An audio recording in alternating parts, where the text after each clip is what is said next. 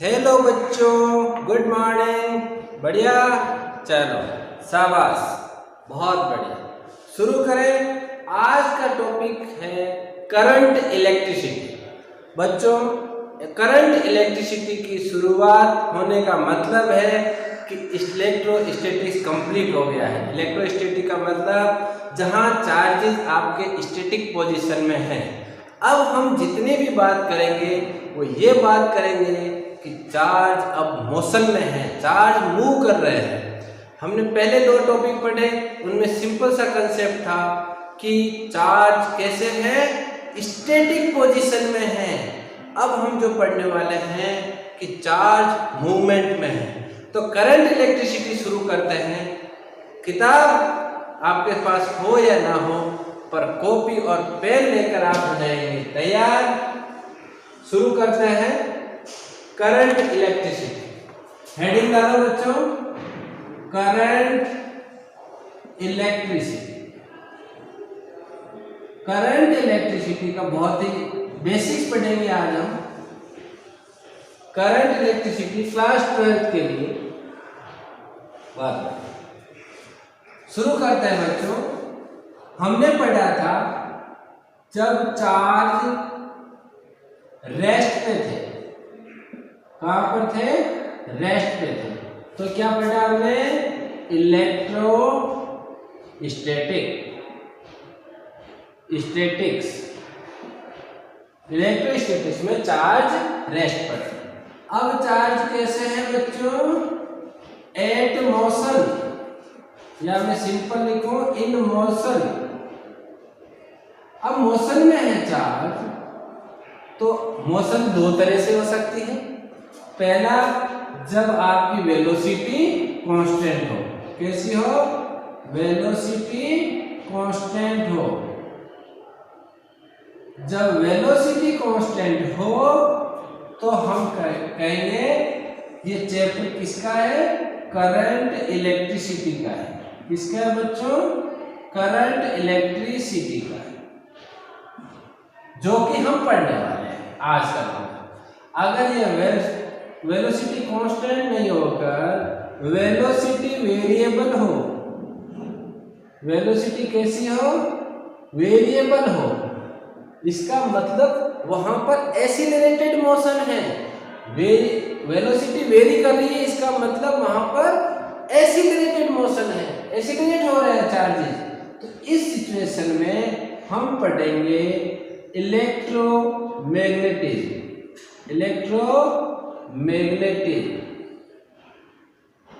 ये सिचुएशन किसकी है, इलेक्ट्रोमैग्नेटिज्म की सिचुएशन है, जो कि आने वाले लेसन में हम पढ़ेंगे। आज हमारा ध्यान कहाँ रहेगा, करंट इलेक्ट्रिसिटी का। जब हम पढ़ेंगे तो हमें ये भी एक बार लगेगा कि चार्जेस एक्सीलरेटेड हो रहे हैं, फिर भी ये करंट इलेक्ट्रिसिटी में क्यों पढ़ाया जा रहा है, वो भी हम जब समय आएगा, जब ऐसी सिचुएशन आएगी तो क्लियर कर देंगे। ठीक है बच्चों, हम टॉपिक पर पहुंच गए। करंट इलेक्ट्रिसिटी हम कहां पर है, ये हमने पढ़ लिया है, जितना भी क्लास 12 के सिलेबस में था। आज हम यहां पहुंच गए। ठीक है, शुरू करें। सर अब शुरू कर रहे हैं तो इतनी देर क्या, इतनी देर इंट्रोडक्शन। नाम क्या है, कौन से गांव से आया, कौन से शहर में रहते, यही सब कुछ चल रहा है। करंट इलेक्ट्रिसिटी, करंट इलेक्ट्रिसिटी का मतलब हुआ study of charges when they are motion, they are in motion with constant velocity। देखो बहुत सिंपल चीजें हैं, अगर हमने इसकी बेसिक पढ़ा है, अगर हम उसको केवल रटते जा रहे हैं तो कुछ भी नहीं लिख कर पाओगे। कांस्टेंट वेलोसिटी, बेसिक्स पढ़ो, बेसिक सारी चीज। कांस्टेंट वेलोसिटी में जब चार्जेस है उनकी जब हम स्टडी करते हैं तो उसे हम कहते हैं करंट वेलोसिटी। आज करंट इलेक्ट्रिसिटी, करंट पढ़ लेते हैं। अब पढ़ लेते हैं करंट। What is current? 9 से पढ़ रहे हो आप लोग। What is current? Current is rate of flow of charges. जो चार्जेस की मोशन है उसकी रेट क्या है, चार्जेस कैसे फ्लो हो रहे हैं, किस स्पीड से फ्लो हो रहे हैं, उसकी रेट को ही हम करंट कहेंगे। कहने का मतलब हो गया करंट जिसको हम I से डिनोट करते हैं, that is charges phloem upon time. कितना टाइम लगा उसको, उसी को हम कहेंगे, उसको हम क्या कहेंगे, करंट, यानी Q अपॉन T। कितना चार्ज फ्लो हुआ वो उसको डिवाइड कर देंगे T से। अच्छा, एक बच्चा कहता है number of charges flown in per unit time. एक ही बात है भाई, एक ही बात, बहुत। चलो I is equal to Q upon T। अगर हमें एवरेज करंट निकालना है, एवरेज करंट, यानी मैं इसको नाम दे दूं I एवरेज, तो वो हो जाएगा del Q upon del T। अरे भाई यहाँ पर इस समय चार्ज कितने हैं, Q1 है, यहाँ पर आगे Q2 हो गए, इधर चले गए, यहाँ से यहाँ पहुँच गए T टाइम में, तो इसका difference upon T2 minus T1, तो del Q upon del T। समझ में आया एवरेज। अच्छा, इससे आगे है current at instant. Current at instant, कोई कंडक्टर है, कोई भी कंडक्टर है, यहां से पूछा, आपको पूछा यह करंट कितना है अचानक से, तो करंट एट इंस्टेंट का मतलब बहुत छोटा सा पार्ट है, और जब बहुत छोटा सा पार्ट है तो हम क्या करते हैं, इसी को dq लिख देते हैं, dq अपॉन dt। ठीक है, इंस्टेंटेनियस करंट। तो ये इसकी करंट की डेफिनेशन हो गई सारी। अगर हम यूनिट की बात करें, अगर हम बात करते हैं यूनिट की, तो यूनिट क्या हो जाएगी बच्चों, करंट, इसको चार्ज को किस में मेजर करते हैं, कूलाम में, कूलाम अपॉन टाइम को सेकेंड में, तो इसकी यूनिट होगी कूलाम पर सेकेंड। करंट की यूनिट क्या होगी, कूलाम पर सेकेंड, और कूलाम पर सेकेंड को फिजिक्स में क्या बोलते हैं, एम्पियर।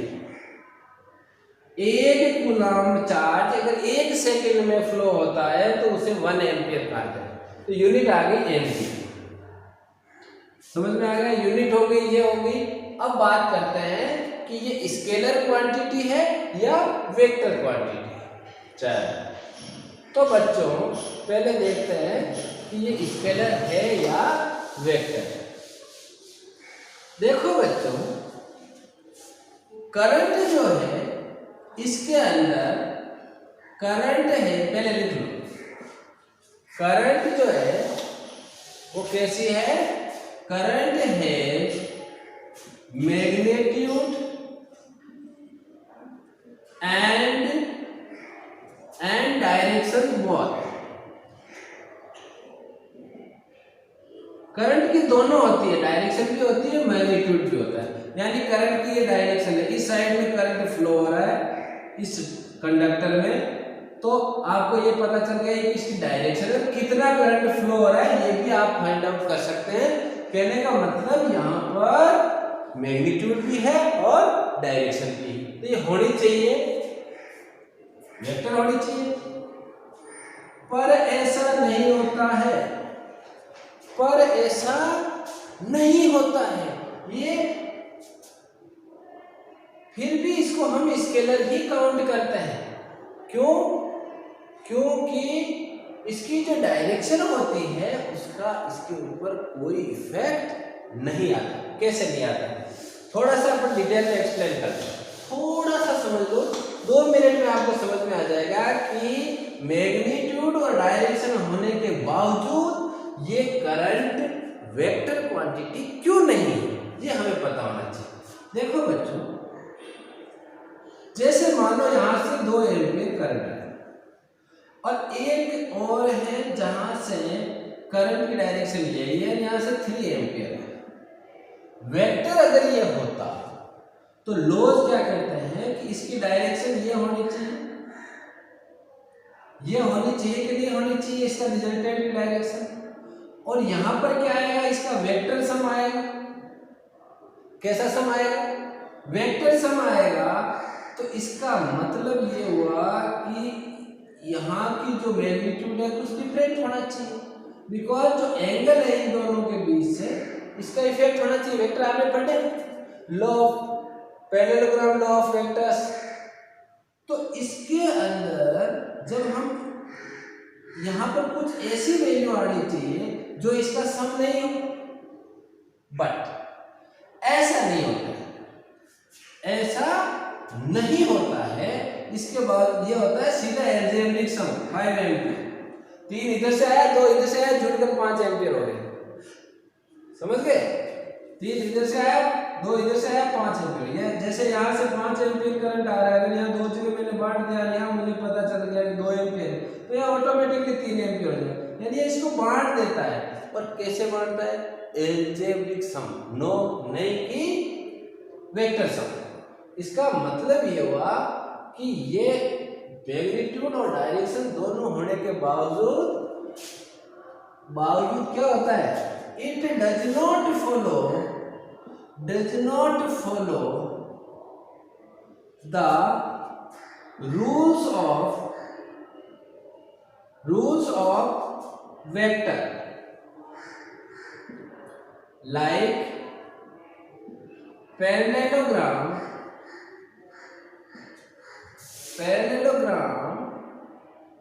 Law of vectors. जब रूल फॉलो नहीं करता तो फिर उसको वेक्टर कहने का मतलब क्या है ना? तो इन्होंने क्या किया, जो बच्चे रूल फॉलो नहीं करते स्कूल को, उनको स्टूडेंट रखते हैं क्या? नहीं रखते हैं, टीसी काट देते हैं। तो इसने क्या किया, वेक्टर ने इसकी टीसी काट दी। जो वेक्टर ने इसकी टीसी काट दी, इसके लिए ये है नहीं। अब देखो सिचुएशन देखो, वेक्टर ये है नहीं क्योंकि रूल फॉलो नहीं करता, इसके लिए ये है नहीं क्योंकि इसमें मैग्नीट्यूड और डायरेक्शन दोनों है। तो ये क्या है? तो एक नई चीज आती है जो शायद आपने नहीं पढ़ी होगी, वो होती है tensor. So current is a tensor quantity. Tensor क्या है, इसके बीच में नहीं जाएंगे हम, बहुत ज्यादा गहराई में नहीं जाएंगे हम, पहले भी ऑलरेडी बहुत अंदर तक आ चुके हैं। टेंसर क्या होता है ये हम नहीं पढ़ेंगे। आप इसको ऐसे समझो कि वेक्टर और स्केलर जो दोनों नहीं है वो क्या है? टेंसर। तो टेंसर क्वांटिटी है करंट। और मान लो आपके पास ऑप्शन हो, उसके अंदर टेंसर नहीं दिया हुआ तो फिर इसको स्केलर मान लो, है ना? 1 नंबर पे तो ये है, और अगर ये नहीं हो तो फिर मान लो ऑप्शन में ही ना हो तो फिर ये स्केलर है। लेकिन एक्चुअल में ये टेंसर क्वांटिटी है। कारण आपको समझ में आ गया, मैग्नीट्यूड और डायरेक्शन दोनों है, स्केलर नहीं हो सकती। रूल्स फॉलो नहीं करती वेक्टर के, इसलिए वेक्टर नहीं हो सकती। तो ये क्या है? टेंसर। ओके, चलो बहुत बढ़िया। तो ये कैसी क्वांटिटी है ये आपको समझ में आ। अब हम बात करते हैं, अब हम क्या है, हम बात करते हैं करंट इन कंडक्टर्स। करंट कितना फ्लो होता है, कब होता है, कब नहीं होता, ये हम पढ़ेंगे कि कंडक्टर्स में करंट कैसे फ्लो होता है, कब किस तरह की सिचुएशन होती है, इसके बारे में थोड़ा सा बेसिक आइडिया हम लेंगे। तो बच्चों पहली सिचुएशन हम ले रहे हैं कि यहाँ पर एक एक्सटर्नल इलेक्ट्रिक फील्ड है और उसके अंदर ये सब जगह है, यहाँ पर भी है एक्सटर्नल इलेक्ट्रिक फील्ड तो है, लेकिन ये जो कंडक्टर है आपका, ये मान लो कि ऐसा है, ऐसे आता है वायर, ये ऐसा कंडक्टर है जिसको यहां से ज्वाइन नहीं किया हुआ है, सर्किट में नहीं जोड़ा हुआ है। पहली सिचुएशन ले रहे हैं जब सर्किट में ऐड नहीं किया हुआ है तो कैसे यहाँ पर करंट फ्लो होगा या नहीं होगा या क्यों नहीं होगा, ये सब हम स्टडी करेंगे। तो बच्चों इलेक्ट्रिक फील्ड की डायरेक्शन ये है, इस साइड में इलेक्ट्रिक फील्ड है, तो क्या होगा, होता क्या है कि कंडक्टर जितने भी होते हैं उनमें बहुत ज्यादा मात्रा में in large amount free electrons होते हैं। ये आप जानते हैं पहले से कि बहुत ज्यादा यहाँ पर क्या है, फ्री इलेक्ट्रॉन्स है। यहाँ पर खूब सारे फ्री इलेक्ट्रॉन्स हैं। जैसे ही यहाँ पर इलेक्ट्रिक फील्ड आएगा, इलेक्ट्रिक फील्ड की उल्टी डायरेक्शन में जाएंगे। इलेक्ट्रॉन कैसे होते हैं, नेगेटिव चार्ज होते हैं। आप जानते हो ना इलेक्ट्रॉन का चार्ज कैसा होता है, नेगेटिव होता है। नेगेटिव होता है तो ये क्या करेंगे, इसकी उल्टी दिशा में जाएंगे, इसकी उल्टी डायरेक्शन में जाएंगे। किसकी, इलेक्ट्रिक फील्ड की उल्टी डायरेक्शन में जाएंगे। तो सारे जितने भी इलेक्ट्रॉन्स इसके अंदर है वो सारे यहां आकर अक्यूमुलेट हो जाएंगे, अक्यूमुलेशन हो जाएगा उनका। तो यहाँ पर थोड़ी सी कमी हो जाएगी, इसीलिए ये इधर वाला जो सरफेस है वो क्या हो जाएगा, पॉजिटिवली चार्ज हो जाएगा। अरे सारे पॉजिटिव चार्ज यहाँ आ जाएंगे और सारे इलेक्ट्रॉन बाकी यहाँ चले जाएंगे। ऐसा होने के कारण यहाँ पर एक इलेक्ट्रिक फील्ड जो है वो इंड्यूस हो जाएगा। क्या हो जाएगा, इंड्यूस हो जाएगा। तो मैं यहाँ पर बाहर लिख देता हूं, इंड्यूस्ड इलेक्ट्रिक फील्ड। ये इंड्यूस्ड इलेक्ट्रिक फील्ड हो जाएगा यहाँ पर, इसको नाम दे रहा हूं EID, उल्टी साइड है। अरे पॉजिटिव से माइनस की तरफ होगा ना उसका। ये इंड्यूस्ड इलेक्ट्रिक फील्ड इस इलेक्ट्रिक फील्ड के इक्वल होगा। देखो बहुत मजेदार सिचुएशन है। इलेक्ट्रिक फील्ड इस साइड में है, तो यहाँ पर जितने भी है आप लोग जानते हो कि नेगेटिव चार्ज पर इलेक्ट्रिक फील्ड की उल्टी डायरेक्शन में फोर्स लगता है। तो उल्टी साइड में फोर्स लगेगा तो सारे इलेक्ट्रॉन भाग के यहाँ से यहाँ आ जाएंगे इस सरफेस पे। अच्छा, जो यहाँ पर पॉजिटिवली चार्ज होंगे उन पे फोर्स किधर लगेगा, किस साइड में लगेगा, इलेक्ट्रिक फील्ड की डायरेक्शन में लगेगा। तो वो सारे यहाँ पर इकट्ठे हो जाएंगे। तो यहाँ पर जो एक इंड्यूस्ड इलेक्ट्रिक फील्ड पैदा हुआ उसकी डायरेक्शन क्या होगी, क्या डायरेक्शन होगी, प्लस से माइनस की होगी। तो इसकी डायरेक्शन उल्टी होगी। यानी जो इंड्यूस्ड इलेक्ट्रिक फील्ड होगा, ई इंड्यूस्ड होगा, वो किस डायरेक्शन में होगा, is equal and opposite. Equal भी है और अपोजिट भी है of the external electric field. Concept समझ में आया कि नहीं? इलेक्ट्रिक फील्ड एक्सटर्नल ये है, एक्सटर्नल अगर इस साइड में है तो इसकी उल्टी साइड में इंड्यूस्ड इलेक्ट्रिक फील्ड पैदा होगा और वो उसके इक्वल होगा। अब आपको इतने बहुत ज्यादा अमाउंट में क्या होते हैं, फ्री इलेक्ट्रॉन्स होते हैं, तो वो जितना फोर्स इलेक्ट्रिक फील्ड इधर लगाएगा उतने ही यहाँ पर ज्यादा इंड्यूस्ड इलेक्ट्रिक फील्ड पैदा होगा, लेकिन वो उसके इक्वल होगा और इक्वल होने के साथ साथ अपोजिट डायरेक्शन में होगा। इस सिचुएशन में जो ई नेट होगा, नेट इलेक्ट्रिक फील्ड होगा, दैट विल बी 0। और जब इलेक्ट्रिक फील्ड जो है वो 0 है तो इस सिचुएशन में क्या करंट फ्लो होगा, नो करंट विल फ्लो। कितना सिंपल कंसेप्ट हो गया ये, कारण आपको समझ में आ गया।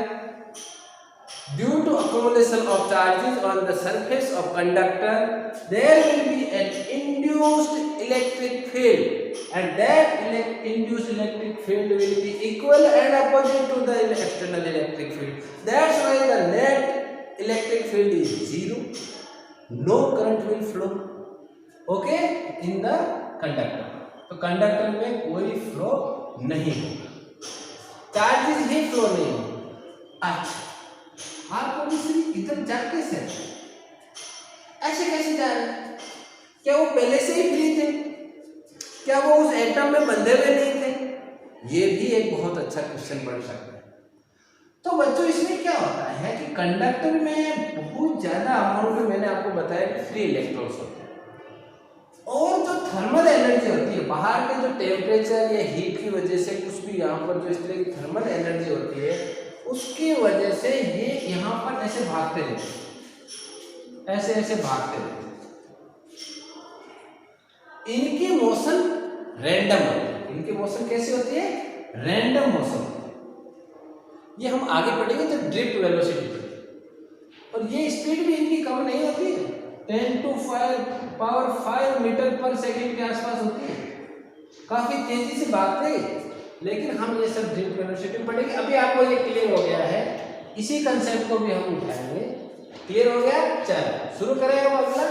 अब हम क्या करते हैं कि इसी कंडक्टर को अभी एक बार हटा ही लेते हैं और कंडक्टर को दोबारा रखते हैं यहाँ पर। ये बहुत ही सुंदर सा कंडक्टर है, यहाँ पर बहुत प्यारा सा कंडक्टर है।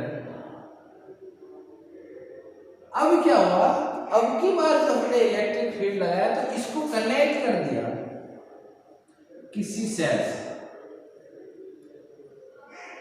किसी सेल से इसको कनेक्ट करने से क्या हुआ कि जो इलेक्ट्रिक फील्ड था वो इसके अंदर यहां पर भी आ गया,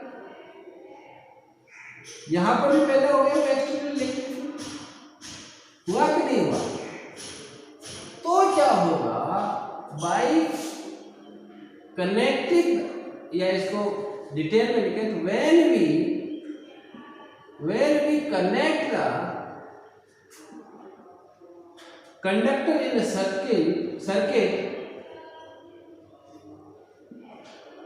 circuit,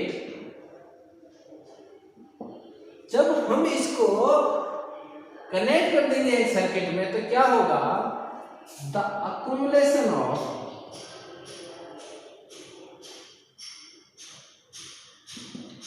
accumulation of charges at surface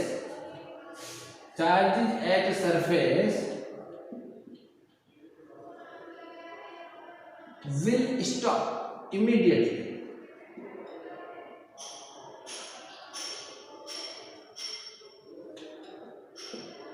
अरे भाई, तो यहाँ पर जो माइनस माइनस माइनस माइनस यहाँ पर प्लस प्लस प्लस प्लस जो इकट्ठा हो रहा था वो अब नहीं होगा। अक्यूमुलेशन था वो बंद हो गया, और जब अक्यूमुलेशन बंद हो गया तो ई इंड्यूस्ड, जो इंड्यूस्ड हो रहा था उल्टी साइड में, that will be equal to 0। जब अक्यूमुलेशन ही नहीं है तो इलेक्ट्रिक फील्ड कहां से बनेगा? जब अक्यूमुलेशन नहीं होगा तो इलेक्ट्रिक फील्ड इंड्यूस नहीं होगा। इंड्यूस नहीं होगा तो जो ई नेट होगा वो किसके इक्वल हो जाएगा? E external. And there will be current,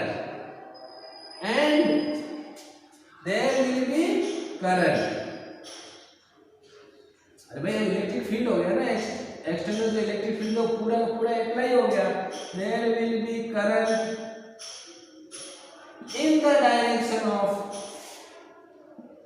in the direction of electric field. आया मजा? सारा गेम अक्यूमुलेशन का है। कंडक्टर में करंट कब फ्लो होगा कब नहीं होगा मेरे हिसाब से एकदम क्लियर हो गया है, और छोटे छोटे कंसेप्ट है, आपको समझ में आने भी चाहिए। चलो ठीक है बच्चों, अगले वीडियो में हम देखेंगे ड्रिफ्ट वेलोसिटी। छोटे छोटे वीडियो बनाएंगे, छोटे छोटे कंसेप्ट हम समझेंगे। तब तक आप स्टडी करते रहिए। मिलते हैं नेक्स्ट वीडियो में। Bye, see you.